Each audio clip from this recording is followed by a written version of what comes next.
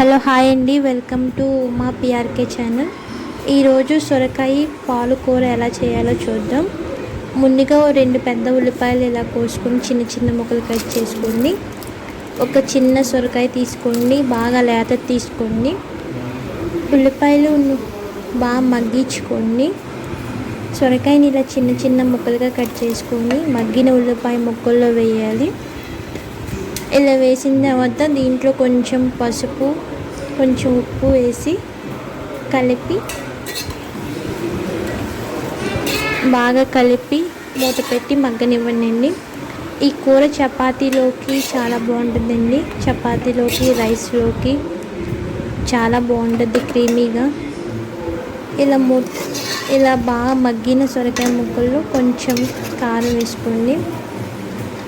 నేను మా బాబు కోసమని కారం తక్కువ వేస్తున్నానండి. కారం ఎక్కువ తినేవాళ్ళు ఉంటే ఇంకొంచెం కారం ఎక్కువ వేసుకోండి.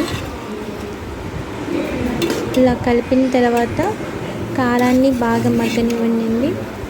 చూసారా ఇలా మగ్గింది. మగ్గిన దాంట్లో పాలు పోసానండి. నేను ఒక పావు గ్లాస్ పాలు పోసాను.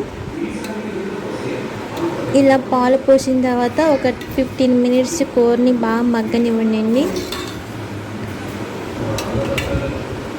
చూసారా ఇలా మగ్గిన తర్వాత నేను లైట్గా కొత్తిమీర కూడా వేసాను. చాలా టేస్టీగా ఉంటుంది.